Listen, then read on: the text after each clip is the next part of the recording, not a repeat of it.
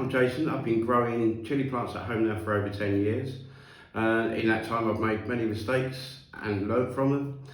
Even though I work at the South Devon Chilli Farm and a horticultural team now, I wanted to show you specifically how I grow plants at home, the basics of what you need, some real life information, and good equipment that helps in our short UK season. As you can see outside behind me, it's not the greatest day today. It's the first week in March, which is a great time for sowing your less hot chillies. But we don't really need sunlight to germinate. We will need that later on when they start to grow. In this series, we will be walking through some of the tips and tricks you can use at home to help your chilli plants grow and thrive. And I warn you now, it's going to be addictive. We're not here though to get you to spend any more money than you need to. We're hoping that nature will just take care of what we need. But there are a few bits and pieces that we use at home, or I use at home. So this is an interactive video series. So please send your questions to growing@southdevonchillifarm.co.uk.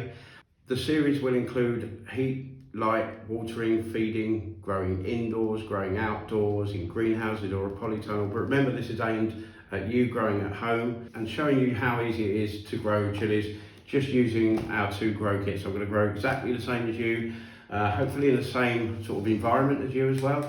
I do have a south-facing window here. I'm not going to be putting this in any kind of, light grow tent, that kind of thing. Just going to grow these with the seeds that were provided from the farm, which are always fantastic quality anyway, in the kit that you can buy. Now, don't worry if you are using this grow along to grow maybe a pack of seeds that you bought from the farm. The process is exactly the same.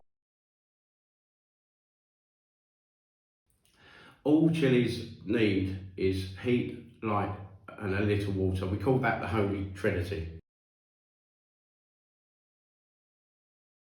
So chilli seeds need to germinate roughly around about sort of 25 to 28 degrees. 27 I think is the sweet spot. If you have a room that's say 20 degrees, they will still germinate. They'll just germinate slower. The growth will be slower. So we can give them a helping hand. You can put them near a radiator. I wouldn't suggest you put them on a radiator. The soil will dry out too quickly for a start. Once they have germinated, as you'll see throughout the series, we'll take the lid off the propagator, and we really want the soil temperature to stay at about 20 degrees, 15 to 20 degrees. You can use something like this. This is a heat mat. And these are about sort of 15 to 25 pounds. They will keep the soil temperature around about 20 degrees warmer than the ambient temperature, the room temperature. So if you have a room that's say 15 degrees, it's a little bit chilly, hasn't got a radiator in maybe, you certainly don't want to run the heating all day and night just to keep your chillies warm. That's a really good investment. And now what we don't want is the soil temperature to get to about 32 degrees. It's going to be way too hot. It will look like they're growing fast and then suddenly they'll just stop and fall over. So really try and keep them in that sweet spot of sort of 25 to 28 to germinate, and 20 is fine for growing on. So the reason we picked March, the beginning of March, at the point they germinate, they really want some light. Now what will happen if they don't get good quality light is that they will start to become what we call leggy.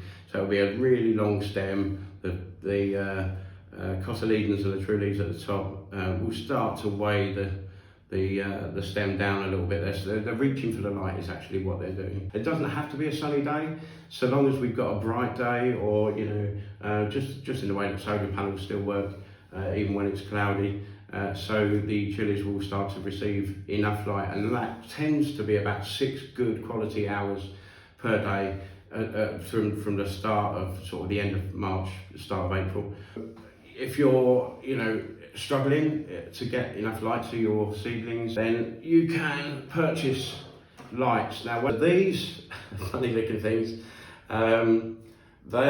are about £20, £22, something like that, and they come with a little control panel that allows you to set the not just the type of light, but also the amount of time they might run, so 8, 16 hours and so on and so forth. So when we're running lights, we work on like an 8-16 basis. 16 hours a light would be on, 8 hours off, and they really need that off time to grow. You can move on to something like this. This is like an LED panel. Again, this wasn't expensive, £30. I've got 2 of these. They've just got sort of a dimmer switch here. Again, you could plug that into some kind of timer if you wanted. These can go quite low, so if that was the canopy of the plant, I can sort of have them there, and then just you raise them up as the plant progresses.